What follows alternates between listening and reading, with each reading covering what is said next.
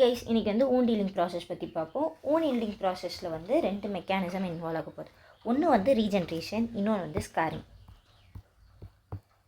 ரீஜென்ரேஷனில் உனக்கு வந்து என்னென்னா நார்மலாக இருக்க எபித்தீலியம் வந்து ரீஸ்டோர் பண்ணுறதுக்கு இது வந்து depends upon the intrinsic capacity of the cells to divide. இப்போ வந்து ஒரு செல் வந்து டிவைடிங் செல்லாக இருந்துச்சு வச்சுக்கோ. எக்ஸாம்பிளுக்கு வந்து அதை லயபிள் செல்ஸ் அப்படின்னு சொல்லுவாங்க. எக்ஸாம்பிளுக்கு பார்த்தோன்னா ஹெமட்டோபோய்டிக் ஸ்டெம் செல்ஸ் போன் மேரோவில் இருக்கிறது, அதுக்கப்புறம் stratified squamous epithelium skin, cervix, vagina, அதுக்கப்புறம் வந்து ஈசோஃபேகஸ் ஓரல் கேவிட்டியில் இருக்கிறது, இல்லைனா கியூபாய்டல் எபித்தீலியம் இன் டக்ஸ், அதுக்கப்புறம் காலும்னார் எபித்தீலியம், அப்புறம் காலும்னார் எபித்தீலியம் ஜிஐடியில் இருக்கும், டிரான்சிஷனல் எபித்தீலியம் யூரினரி ட்ராக்ட் இருக்கும். இந்த செல்ஸ் எல்லாமே வந்து rapidly dividing cells, labile cells. So இது வந்து ரீஜென்ரேஷனுக்கு ஈஸியாக வந்து ஹெல்ப் பண்ணும். நெக்ஸ்ட்டு வந்து ஸ்டேபிள் செல்ஸ். ஸ்டேபிள் செல்ஸ் பார்த்தோன்னா அந்த செல் நார்மலாக G0 ஃபேஸில் இருக்கும். ஆனால் இப்போது G0 ஃபேஸில் அந்த செல் வந்து டிவைட் ஆகாது. ஆனால் இப்போ ஏதாவது எனக்கு இன்ஃப்ளமேஷன் நடக்குது, டிஷ்யூ இன்ஜூரி இருக்குது அப்படின்னா G0 ஃபேஸ்லேருந்து அது வெளியே வந்து எனக்கு ரீஜென்ரேஷனுக்கு ஹெல்ப் பண்ணும். ஸ்டெம் செல்ஸ் வந்து டிவைடாக ஹெல்ப் பண்ணும். எக்ஸாம்பிள் எங்கெல்லாம் இருக்குன்னா லிவர், கிட்னி, பேங்க்ரியாஸ். லிவரில் சப்போஸ் இப்போ நம்ம ஹெப்பாடெக்டமி, பார்ஷியல் ஹெப்பாடெக்டமி பண்ணியிருக்கோம்னு வச்சுக்கோ, டியூ டு ஏதாவது டியூமர் இருந்து ரிமூவ் பண்ணியிருக்கோம், இல்லைனா வந்து லைவ் டோனர்லேருந்தே இப்போ கொஞ்சம் லிவர் செல்ஸை எடுத்து ஹெப்பாடெக்டமி பண்ணி மற்றவங்களுக்கு வைக்கிறோம் அப்படின்னா 90% வந்து எனக்கு ஹெப்பாட்டோசைட்ஸ் ப்ராலிஃபரேட் ஆகி தான் வந்து ரீஜென்ரேட் ஆக போகுது. ஒரு 10% வந்து ஸ்டெம் செல்ஸ்லேருந்து ப்ராலிஃபரேட் ஆகும் லிவரில். 90% வந்து ப்ராலிஃபரேட் ஆகிறதுக்கு ஹெல்ப் பண்ணுற சைட்டோகைன்ஸு, அதுக்கப்புறம் வந்து பாலிபெப்டைட் க்ரோத் ஃபேக்டர்ஸ்லாம் ஹெல்ப் பண்ணும். இது என்ன பண்ணுன்னா ஹெப்பாட்டோசைட் க்ரோத் ஃபேக்டரை வந்து ஸ்டிமுலேட் பண்ணும். ஸ்டிமுலேட் பண்ணுறதுனால எனக்கு ப்ராலிஃபரேஷன் நடக்குது. ஸோ எனக்கு வந்து லயபிள் செல்ஸ்லையும் ஸ்டேபிள் செல்ஸ்லையுமே ரீஜென்ரேஷன் பாசிபிள். பர்மனெண்ட் செல்ஸ்னு இருக்குது.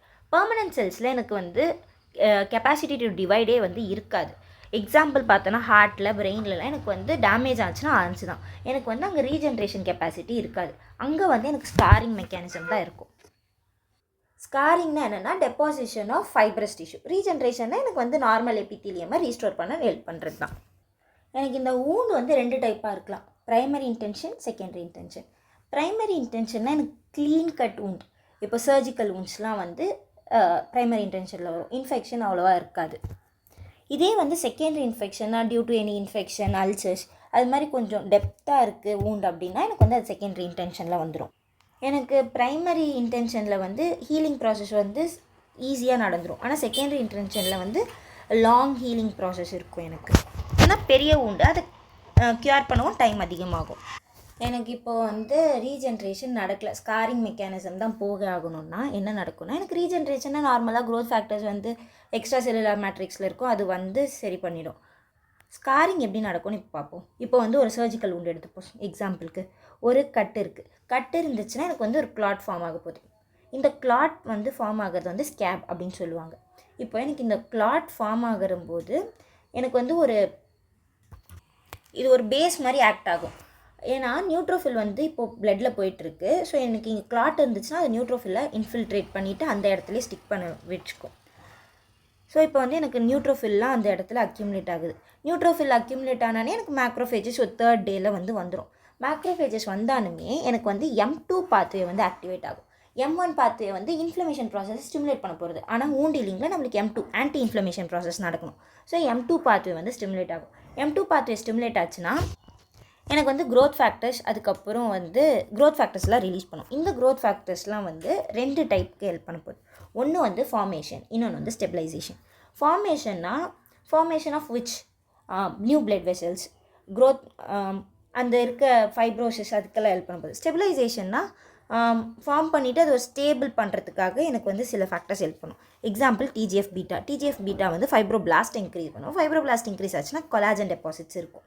ஃபார்மேஷனுக்கு ஹெல்ப் பண்ண போகிறது வந்து என்னென்ன க்ரோத் ஃபேக்டர்ஸ்னால் vascular endothelial growth factor, beta fibroblast growth factor, இது எல்லாமே வந்து ஆஞ்சியோஜெனிக் ப்ராப்பர்ட்டி இருக்கும். இப்படி க்ரோத் ஃபேக்டர்ஸ் வந்தாலுமே எனக்கு வந்து ஸ்கார் டிஷ்யூ ஃபார்ம் ஆகிடுது. இந்த ஃபஸ்ட்டு ஃபார்ம் ஆகிற கொலாஜன் வந்து டைப் 3 இருக்கும்.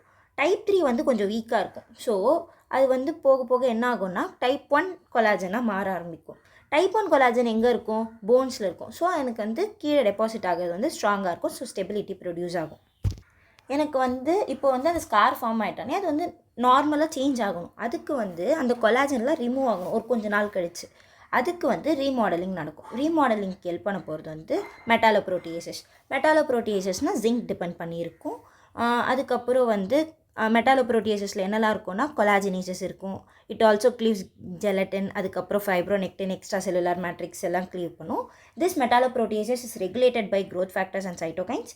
இது எங்கேருந்து வருது இந்த மெட்டாலோப்ரோட்டியேசஸ் அப்படின்னு பார்த்தோன்னா fibroblast, macrophages, synovial cells, dendritic cells இதில் இருந்து எல்லாமே வந்து உனக்கு இந்த மெட்டாலோப்ரோட்டியேசஸ் வரப்போகுது. இங்கே வந்து நான் டிஜிஎஃப் பீட்டா வந்து ஃபைப்ரோபிளாஸ்ட்டை வந்து ஸ்டிமுலேட் பண்ணுறதுனால தான் கொலாஜன் வருதுன்னு சொல்கிறேன்ல. சில ஃபைப்ரோபிளாஸ்ட்டுக்கு வந்து ஸ்மூத் மசில் லைக் ப்ராப்பர்ட்டியை வந்து அக்வயர் பண்ணிவிட்டு ஆக்டின் ஃபிலமெண்ட்ஸை எக்ஸ்ப்ரெஸ் ஆன ஆரம்பிக்கும். ஆக்டின் ஃபிலமெண்ட்ஸ் எக்ஸ்ப்ரெஸ் பண்ணிச்சுன்னா மயோஃபைப்ரோபிளாஸ்ட் அப்படின்னு சொல்லுவாங்க. இந்த மயோஃபைப்ரோபிளாஸ்ட் என்ன பண்ணுன்னா இந்த ஸ்காரை வந்து போக போக கண்ட்ராக்ட் பண்ணி சுருக வைக்கும். எப்படிலாம் இப்போ இந்த ஸ்கார் வந்து டெஸ்ட்ராய் ஆகுதுன்னு பார்த்தோன்னா ஒன்று remodelling due to presence of metalloproteases. ஏன்னா இந்த கொலாஜனெலாம் இது ரிமூவ் பண்ணுது, கொஞ்ச நாள் கழிச்சு அந்த ஸ்காரை ரிமூவ் பண்ணுது. இல்லைன்னா ஃபைப்ரோபிளாஸ்ட் ஃபர்ஸ்ட், இதுதான் மெயின். நெக்ஸ்ட்டு தான் வந்து இந்த ஃபைப்ரோபிளாஸ்ட்டு சிலது வந்து மயோஃபைப்ரோபிளாஸ்ட்டாக மாறி எனக்கு வந்து கண்ட்ராக்ட் பண்ணும் ஸ்காரை. நம்ம இப்போ இது வந்து ஆன்ஜியோஜெனட்டிக் ப்ராப்பர்ட்டி இருக்குது இந்த வாஸ்குலர் எண்டோதீலியல் க்ரோத் ஃபேக்டர்ஸ்க்கு, ஃபைப்ரோபிளாஸ்ட் க்ரோத் ஃபேக்டர்ஸ்க்குன்னு சொன்னோம்ல, அது எப்படின்னு டீட்டெயிலாக பார்ப்போம்.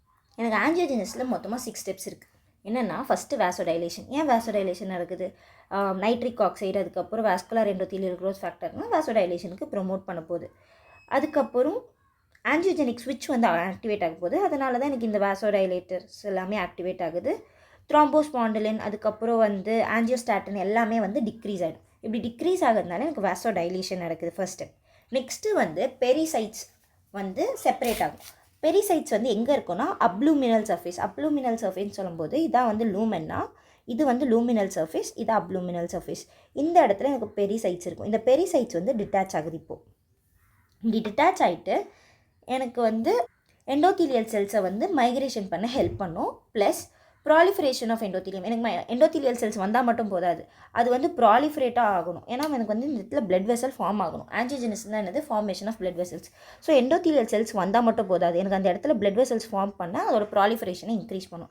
இதுக்கு வந்து வாஸ்குலர் எண்டோதீலியல் க்ரோத் ஃபேக்டரும் ஃபைப்ரோபிளாஸ்ட் க்ரோத் ஃபேக்டருமே வந்து ஹெல்ப் பண்ணும் இந்த ப்ராசஸ் எல்லாத்துக்குமே. ஓகேவா? இப்போ என்னென்னா இப்போ எண்டோதீலியம் வந்து இப்படி எக்ஸ்பிரஸ் ஆகிருக்கு, அதில் வாஸ்குலர் எண்டோதீலியல் க்ரோத் ஃபேக்டர் இருக்குது, அதில் ரிசெப்டார் இருக்குது, அதில் க்ரோத் ஃபேக்டர் அட்டாச் ஆகுது. இது ஏன் வந்து இது மாதிரி ஒரு டிப் மாதிரி ஃபார்ம் ஆகுதா? இந்த எண்டோதீலியம் வந்து இந்த இடத்துல ஒரு டிப் ஃபார்ம் பண்ணும்போது, இந்த இடத்துல டிப் ஃபார்ம் பண்ணும்போது அதுக்கப்புறம் அதுதான் வந்து ப்ராலிஃபரேட் பண்ண போகுது. இந்த டிப் ஃபார்மேஷனுக்கு எனக்கு டார்கெட் ஜீன் இருக்கும். டார்கெட் ஜீன் வந்து will be expressing notch receptor and notch ligand. Notch ligand வந்து எண்டோதீலியமில் இருக்கும், நாட்ச் ரிசெப்டார் வந்து பக்கத்தில் இருக்க எண்டோதீலியமில் இருக்கும். ஸோ வந்து இந்த எண்டோதீலியம் வந்து டிப் மாதிரி எக்ஸ்பிரஸ் ஆக ஹெல்ப் பண்ணுது. இந்த நாட்ச் சிக்னலிங்கை வந்து ஹெல்ப் பண்ணுறது